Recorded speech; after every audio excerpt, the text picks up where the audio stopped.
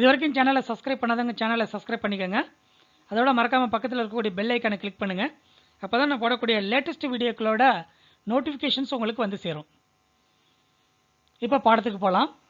B, being, been, இந்த 3 வர்புமே B form வர்புன்னு சொல்லுவோம். இந்த வர்புகளை பயன்படுத்தி எப்படி வாக்கியங்கள் அமைக்கிறது, எங்கெங்கே இந்த வர்புகளை பயன்படுத்தலாம் அப்படிங்கிறத பற்றி இந்த வீடியோவில் பார்க்க போகிறோம். முதலாவதாக பி. பியை வந்து இம்பரேட்டிவ் சென்டென்சஸில் யூஸ் பண்ணலாம். அது என்ன இம்பரேட்டிவ் சென்டென்ஸ்னாக்கா, இம்பரேட்டிவ் சென்டென்சஸ்ங்கிறது ஒரு கமாண்டாக இருக்கலாம், ஆர்டராக இருக்கலாம், அட்வைஸாக இருக்கலாம், ரிக்வெஸ்ட்டாக இருக்கலாம், சஜஷனாக இருக்கலாம். ஸோ இந்தமாரி வாக்கியங்களுக்கு வந்து நம்ம இம்பரேட்டிவ் சென்டென்சஸை யூஸ் பண்ணுவோம். அந்த மாதிரி இம்பரேட்டிவ் சென்டென்சஸில் பியை யூஸ் பண்ணி எப்படி வாக்கியம் அமைக்கிறதுங்கிறத பார்க்கலாம். பி பொலைட், பணிவாய் இரு. பி ஒபீடியன்ட், கீழ்ப்பணிந்து இரு. பி கேர்ஃபுல், ஜாக்கிரதையாய் இரு. பி ரெஸ்பான்சிபிள், பொறுப்பாய் இரு. பி ஆக்டிவ், செயலில் இரு. ஸோ இந்தமாரி இம்பரேட்டிவ் சென்டென்சஸில் பியை நம்ம யூஸ் பண்ணலாம். அதுக்கடுத்ததாக negative sentences with do verb. Negative சென்டென்சஸில் டூ வர்போட பியை யூஸ் பண்ணலாம். உதாரணத்துக்கு டோன்ட் பி கேர்லெஸ், அஜாக்கிரதையாக இருக்காதே. டோன்ட் பி சைல்டிஷ், குழந்தைத்தனமாக இருக்காதே. டோன்ட் பி ரூட், முரட்டுத்தனமாய் இருக்காதே. டோன்ட் பி இன்னசென்ட், அப்பாவியாய் இருக்காதே. டோன்ட் பி ப்ரவுட், கர்வமாய் இருக்காதே. இந்த மாதிரி நெகட்டிவ் சென்டென்சஸில் டூ வர்போட பியை யூஸ் பண்ணலாம். அடுத்ததாக இதை வந்து நம்ம மாடல் ஆக்சிலரிஸ், அதாவது மாடல் வர்ப்ஸ் இவைகளோட நம்ம யூஸ் பண்ணி வாக்கியங்கள் அமைக்க முடியும். உதாரணத்துக்கு I will be there in next 10 minutes, இன்னும் 10 நிமிடங்களில் நான் அங்கு இருப்பேன் அப்படிங்கிறது என்னுடைய அர்த்தம். She may be a lawyer, அவள் ஒரு வக்கீலாக இருக்கலாம் அப்படிங்கிறது இதனுடைய அர்த்தம்.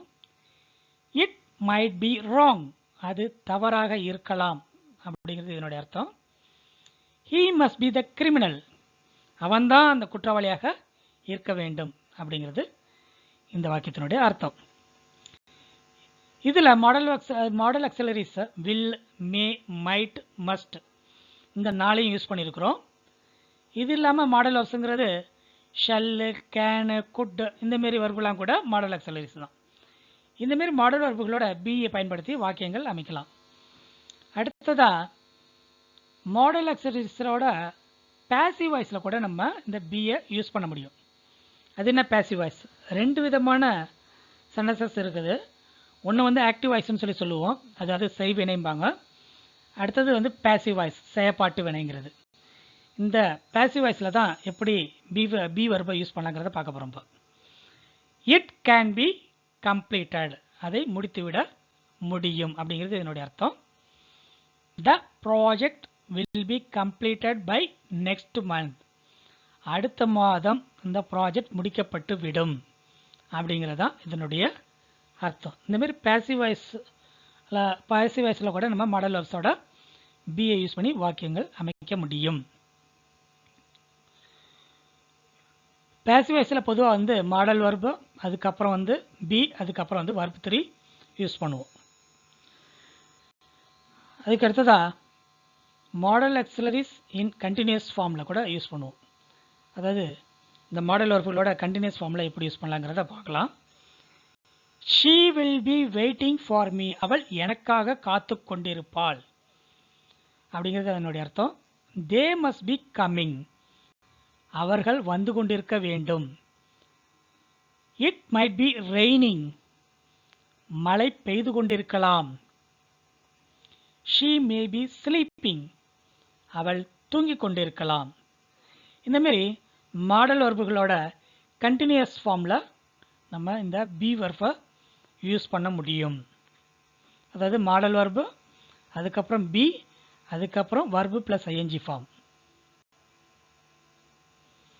அடுத்ததாக பீன் அண்டு பீயிங்.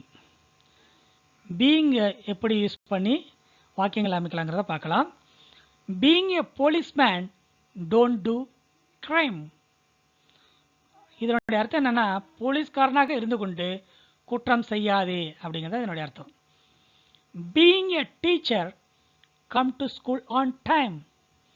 ஆசிரியராக இருந்து கொண்டு நேரத்துக்கு பள்ளிக்கு வா. அதாவது டீச்சராக இருந்துக்கிட்டு லேட்டாக போனால் தப்பு. அதை தான் இங்கே சொல்கிறோம். Being a teacher come to school on time அப்படி சொல்லலாம். அப்படி இல்லைன்னா being a teacher don't come to school late அப்படின்னு கூட சொல்லலாம். அடுத்ததா, ஐ ஆம் பீயிங் எ சாஃப்ட்வேர் இன்ஜினியர். நான் ஒரு சாஃப்ட்வேர் இன்ஜினியராக இருந்து கொண்டிருக்கிறேன். ஸோ இந்தமாரி பீயிங்கை வந்து நம்ம வந்து யூஸ் பண்ணலாம். அதுக்கு அடுத்ததாக, she is being a teacher. அவள் ஆசிரியராக இருந்து கொண்டிருக்கிறாள் அப்படிங்கிறது தான் இதனுடைய அர்த்தம். இது பீயிங்கோட நம்ம ஒரு வாக்கியத்தை ஆரம்பித்து இந்தமாரி being a policeman don't to crime, being a teacher come to school on time, இந்தமாரி வாக்கியங்கள் அமைக்கலாம். இது அணியில் ஆம், ஈஸ், ஆர் இந்தமாரி வர்புகளோட பீயிங்கை யூஸ் பண்ணி நம்ம வாக்கியங்கள் கண்டினியூஸ் ஃபார்மில் அமைக்க முடியும். Am plus being, is plus being, are plus being அப்படி வரும். ஸோ இந்தமாரி கூட நம்ம வாக்கியங்கள் அமைக்க முடியும். அடுத்ததாக been. I have been in America for 5 years. நான் 5 வருடங்களாக அமெரிக்காவில் இருக்கிறேன் அப்படின்னு சொல்லி சொல்கிறோம். இதில் அதாவது காலத்துக்கு வந்து நம்ம இந்த பீனை யூஸ் பண்ணுறோம். எவ்வளோ நாளாக, எவ்வளோ காலமாக இருக்கிறோம் ஒரு இடத்துல அப்படிங்கக்குள்ள இதை யூஸ் பண்ணுறோம். I have been in America for 5 years. நான் 5 வருடங்களாக அமெரிக்காவில் இருக்கிறேன். I have been a teacher since 2010. நான் 2020ஆம் ஆண்டிலிருந்து டீச்சராக இருக்கிறேன். I have been working here for 10 years. They have been working here for 10 years. அவர்கள் 10 ஆண்டுகளாக இங்கே வேலை பார்த்து கொண்டிருக்கிறார்கள். அதாவது எவ்வளோ காலமாக இருக்கிறோம், எவ்வளோ காலமாக வேலை பார்க்குறோம், இந்தமாரி சென்டென்சஸ்களுக்கு இந்த பீனை நம்ம யூஸ் பண்ணலாம்.